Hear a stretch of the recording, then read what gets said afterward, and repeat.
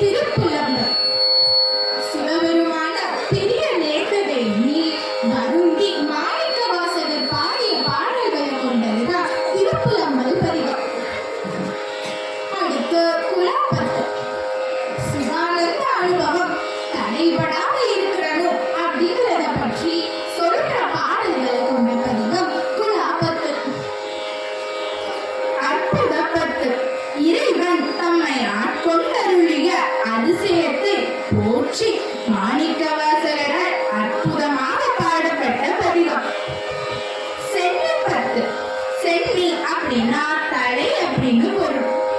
சிவபெருமானின் திருவடிகள்ல பக்தர்கள் தலை வணங்குற தன்மைய மாணிக்கவாசகர் பாடிய பதிகம் தான் சென்னி பதிகம் அப்படிங்கிற பதிகம்.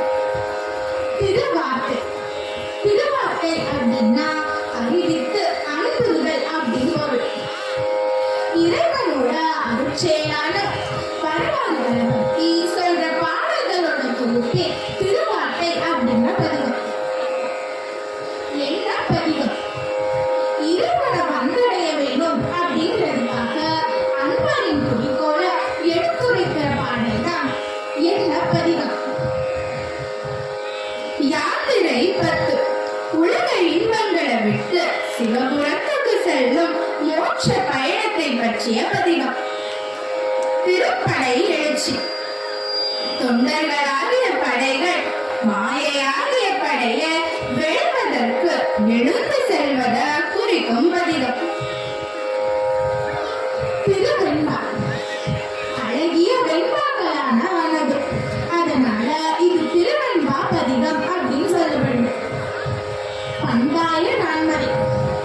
இறைவனோட சொரூப நிலைய செருக்கிருப்பின் காண இயலாது அப்படிங்கிறதையும் அங்கிருந்தா எந்த வகையிலையும் இறைவனை பார்க்கலாம் அப்படிங்கிறதையும் விளக்குற பதிகம் தான் பந்தாய நான்மறை அப்படிங்கிற பதிகம். திருப்படை ஆட்சி. இறைவனை அறிவதற்கான ஆத்ம சாணங்களை பற்றி கூறும் பதிகம். ஆனந்த மாலை.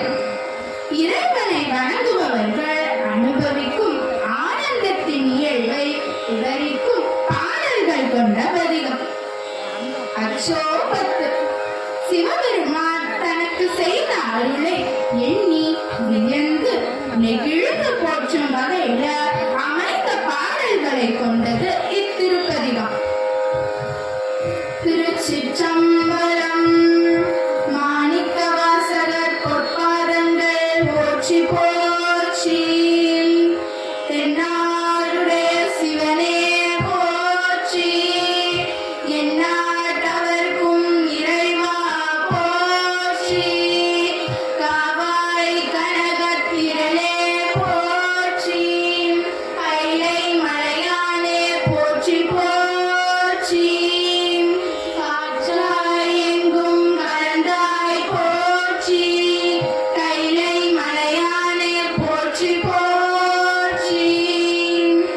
ஏகம் மத்துரை எந்தாய் போற்றி. பாகம் ரெண்டுரு ஆனாய் போற்றி. அண்ணாலயம் அண்ணா போற்றி. கண்ணார முதற் கடலே போற்றி. இதுபோது அந்த அண்ணாமலையருக்காக ஒரு பாடலுடன் எங்களது உரையை நிறைவுக்கு கொண்டு வருகிறோம்.